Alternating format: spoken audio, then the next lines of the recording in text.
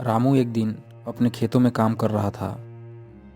उसे यह बात सताई जा रही थी कि इस साल वह अपने खेत में बोने के लिए बीज कैसे लाएगा, क्योंकि वह अपना गुजारा ही मुश्किल से कर पा रहा था।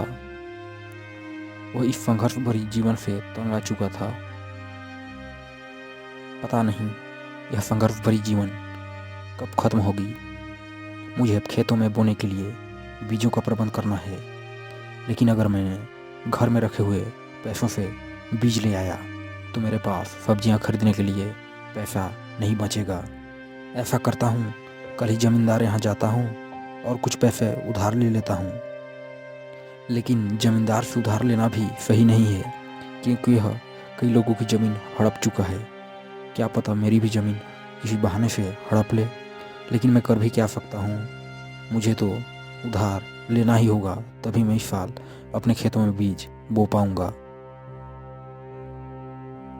अगले ही दिन रामू जमींदार यहाँ पहुंच जाता है और पैसे उधार में देने की बात जमींदार से कहने लगता है।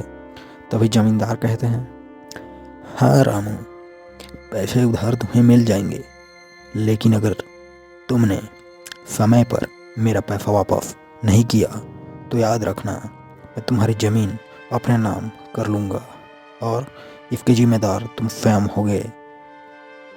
आपके पैसे मैं समय पर लौटा दूंगा, आप निश्चिंत रहें। रामू अब बीज लेकर अपने खेतों में जाने लगता है। खेतों में पहुंचकर बीजों को अपने खेतों में छिड़क देता है और कहता है, चलो अब बीज तो मैंने खेतों में बो लिया है, अब एक हफ्ते बाद आऊँगा और देखूँगा कि आखिर बीज निकले हैं या नहीं। उसके बाद ही खेतों में पानी दूंगा। एक हफ्ते बाद वह अपने खेतों में जाता है तो देखता है कि खेतों में बीज निकल गए हैं। वे छोटे छोटे पौधों में तब्दील हो चुके हैं। रामू अपने खेतों में पासी के तालाब से पानी डाल देता है, जिससे पौधों को पर्याप्त मात्रा में पानी मिल जाता है और वे देखते ही देखते कुछ ही महीनों में तैयार हो जाते हैं। अब कुछ ही दिनों बाद फसल की कटाई करने का वक्त आ जाता है। तभी जमींदार कहता है, अब मुझे स्वयं ही जाकर देखना होगा कि आखिर रामू की फसल किस प्रकार से हुई है। अगर उसने पूरे पैसे वापस कर दिए तो मैं उसका ज़मीन हड़प नहीं पाऊंगा, इसीलिए मुझे स्वयं जाकर देखना होगा कि उसके फसल किस प्रकार से हुए हैं। और जमींदार स्वयं रामू के खेतों की तरफ जाता है।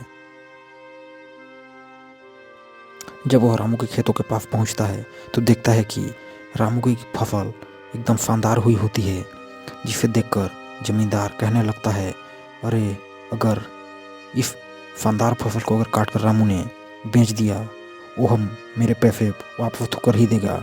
उसे अगले 5 साल तक खेती करने की आवश्यकता नहीं होगी, क्योंकि यह फसल बहुत ही शानदार है और सबसे अच्छी फसल रामू की ही है।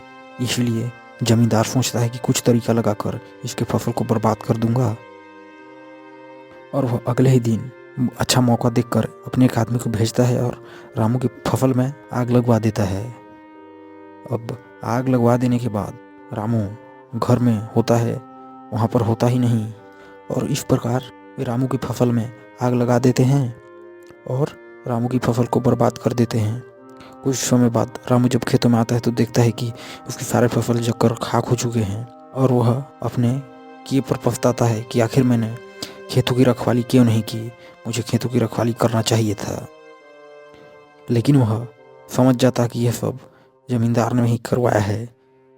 तभी वह जमींदार को सबक सिखाने की सोचता है और उसी रात को जमींदार खेतों में जाता है और उसके खेतों में भी रामू आग लगा देता है और उसकी भी फसल बर्बाद हो जाती है, जिससे रामू अपना बदला पूरा कर लेता है और जमींदार को अच्छी सबक मिल जाती है।